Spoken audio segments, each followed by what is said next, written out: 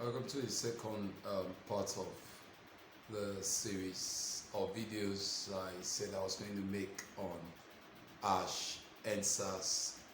The first one, I talked about the success of the Ash and SARS protests. On this second video, I'll be talking about Ash and SARS protests and hooliganism. I'm correct in pronunciation. Now, the Ash and SARS protest was generally acknowledged as a peaceful protest.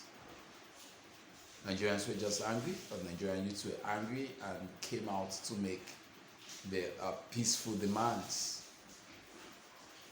for end to police brutality, and the Ash and SARS hashtag became a metaphor for good governance, for an end to corruption. In fact, all covers good governance, whether good quality health care, good education, having water, having food at the table, all encapsulated by good governance. So that's what Ash and SARS became.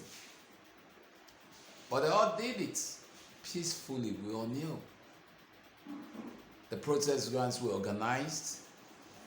People just come, they get educated, they dance, they eat, there are lectures.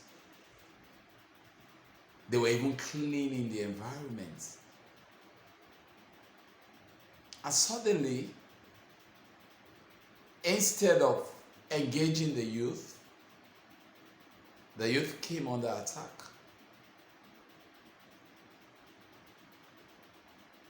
So I seen talks, there were hooligans coming, so shooting guns, to attacking peaceful protesters. You begin to think, fellow youths, just come see people fighting for what will benefit you, and they start attacking you, burning your cars, shooting at you with that police protection. And you begin to wonder, who was sponsoring them? Who was? Protesters were peaceful and were supposed, in fact, they deserved to have been protected by the Nigerian government, by the Nigerian police. The police and the paramilitary were supposed to be at the protest ground, guiding protesters, and if they want to go for a protest walk, join them so that they will be orderly. But the protesters in Nigeria across did not get protection. It's either they've been shot at in some states by the police, and at the start, if you fell by the bullets, like Jimoh Isiaq and others, just for nothing. They just had their flags and their voices and their placards. They were not being disruptive. We saw the attack in Abuja. I also saw the confessions of some of these talks. They said who sponsored them.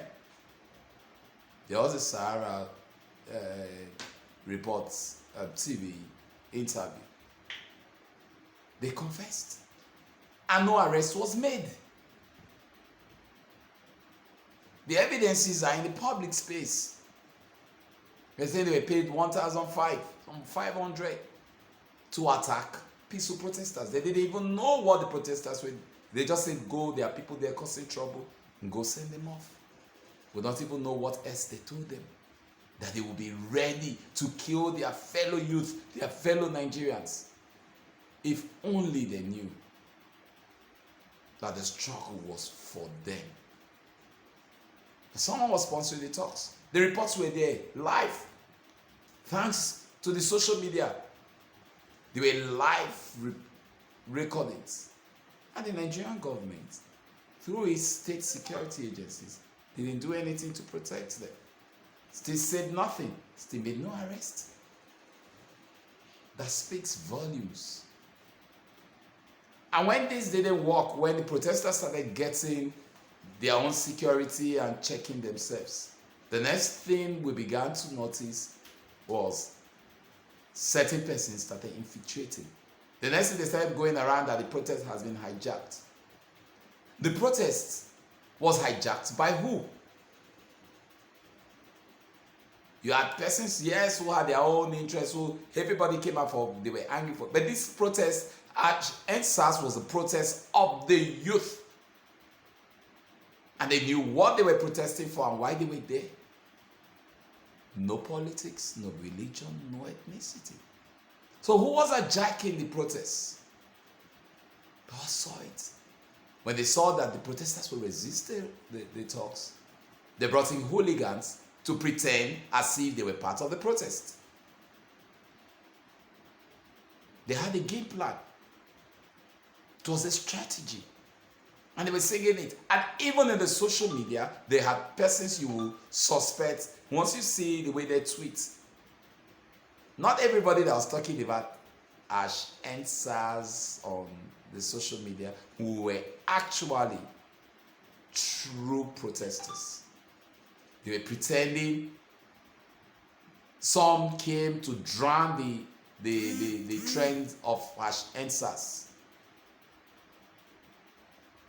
So they would do anything, bring so many different hashtags so that hashtags were gaining international attention, and they didn't want that. They were pretending they were also protesting.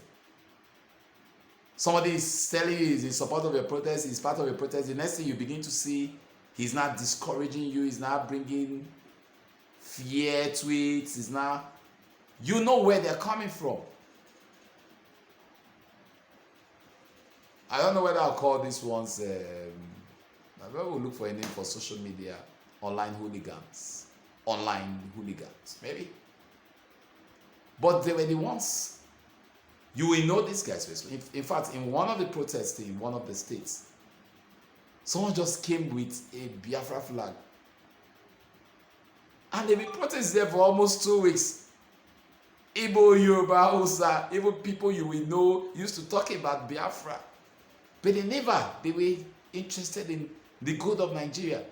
And someone just sneaked in from nowhere, not known, with a Biafra flag. And he was chased away. Everyone knew, this guy was sponsored. And they were chased away. The protesters took charge of their protest. And so the next thing you start seeing some persons trying to want to be destructive. But of course, in a protest like this, you also see persons who are even the misfit in the society. They have been deprived of good life. They want good life. So there was nothing wrong if even someone who used to be a thug or who used to be an agbero come to join a protest. He's a Nigerian. He deserves it. He deserves it. Good. It's his right for his voice to also be heard. Because if he has a better life, he won't be out there in the streets. If you want to test that, you're not certain agberos in Nigeria, you know them, can mention them. But they have their kids schooling abroad. So which agbero or talks or so-called hooligan doesn't even need a good life? So if you had certain of them known around the area, but at least some were controlled. The ones that would not want to be controlled, you know those ones were sponsored. To just cause chaos around so that the authorities will use an excuse and say they protest. But they didn't succeed. The protest kept going on peacefully. And youth kept falling by the bullets. And when they saw the protest, despite the plan to give it, it's been hijacked, did not work, they tried talks, they tried hooligans infiltration. Even there were the ones trying to hijack the protest And it was not working because there'd been nothing of such in the country.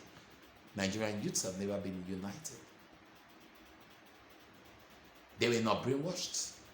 They have no leader. They are all leaders.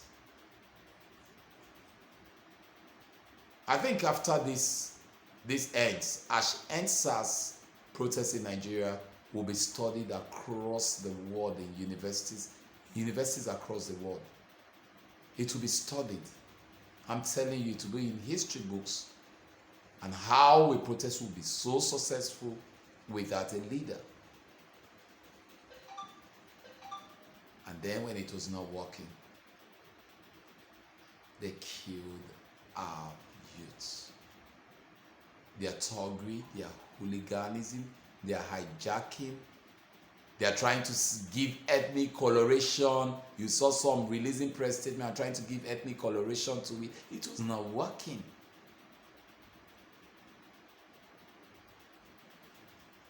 They tried to bring religious. It did not work. They said they're using certain youths, are paid in the north to threaten protesters, with the media covering threats to protesters. Nobody arrests them. They have the protection. You'll see videos of talks being moved by security agents. And nobody is talking about investigating it. The videos are there analyzing and arresting. And nobody is taking responsibility for the Lekki massacre. And now you term all Nigerians hooligans for speaking out. Peaceful protesters are now hooligans.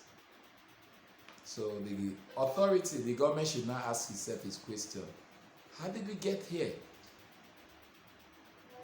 That all your citizens, your youths, are now hooligans. Does it not mean you failed? So you say, where did you fail? It means you now have to make effort to convert all your youths that have become hooligans to what? I don't know what you want to convert them to. You convert them from hooliganism. Don't know one name to give what you're converting them to. Because what I know, I'm not a hooligan. So if you're converting me from hooliganism, I don't know what you're going to convert me to. But so sad. The Nigerian media is ashamed on their reportage. Where is investigative journalism? What are they afraid of? Who are they afraid of? They can't report the truth. They can't investigate. So what are they doing there? You begin to see something that you were in a protest, you were somewhere, you saw what happened, and the next thing you're seeing it in a news report. They're saying hooligans did this, hooligans did that, hoodlums, and okay, I'll be calling hooligans hoodlums. Say, well, now hoodlums. Any news, hoodlums. Any news, hoodlums. United Nigerians going to break into warehouses where palliatives are. You now call them hoodlums. The newspaper headlines, the TV stations are saying hoodlums broke into this way. So our mothers, our fathers, children that were seen on TV or social media clips, they are going to break into warehouses to cut away food. They say they are hoodlums. Look for a better title. Who is a hoodlum? A hoodlum is one who does crime and violence. A hoodlum is a thug.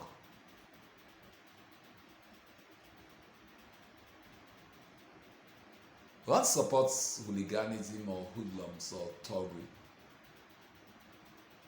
those who went and caused those damages across Lagos are the real hoodlums. But the government must get to that. But that's bad. That's bad. Why destroy government property?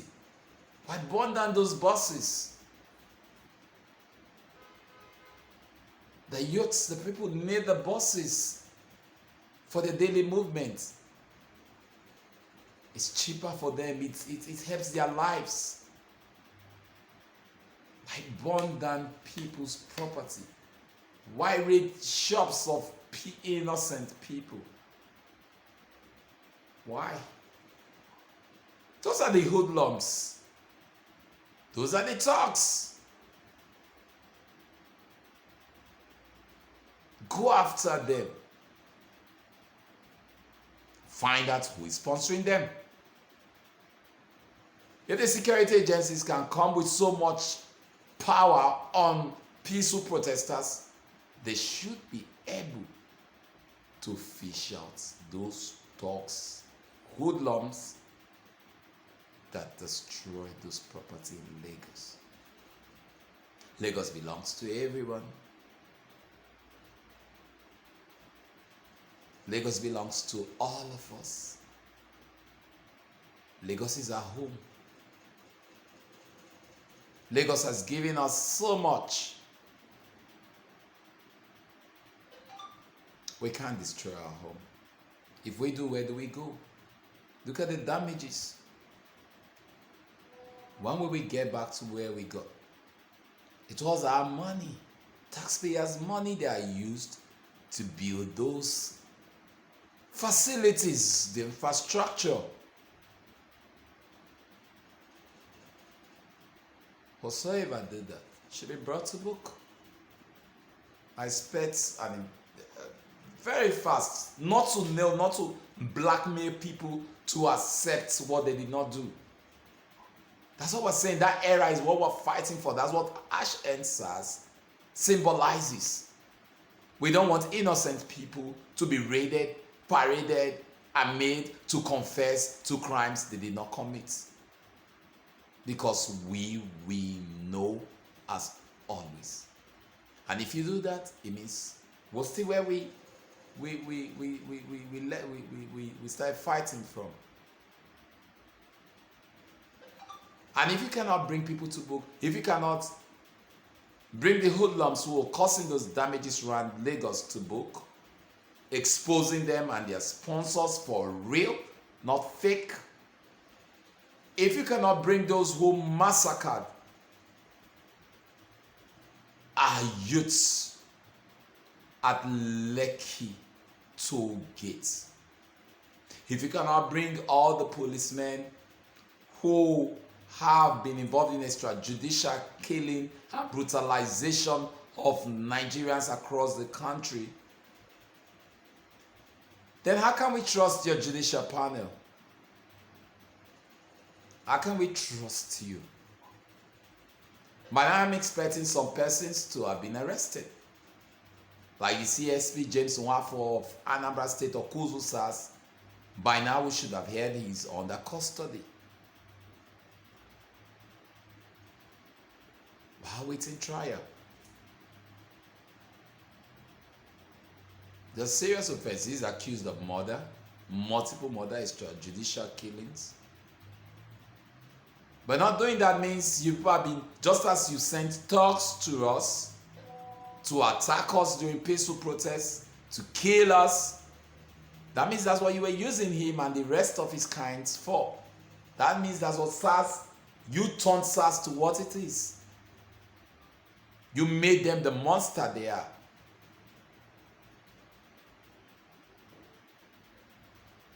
So bring them to book. Bring everyone to book. Then we can now start talking about healing Lagos. We can now start talking about healing Nigeria. We've not started. We're not on the road to healing yet. Justice brings healing. Start showing us you here. And stop killing us. Stop killing our youths. Give the thugs jobs. Give them good jobs. You give your children jobs at CBN. You give them jobs at NNPC. You give them jobs at all the choice federal parastatals. But you come and give us money to kill ourselves. Pay thugs, pay hooligans, pay hoodlums to kill innocent youths who are the leaders of tomorrow. So you want to kill them, and when you finish killing them, the few that are left will not be ruled by your children.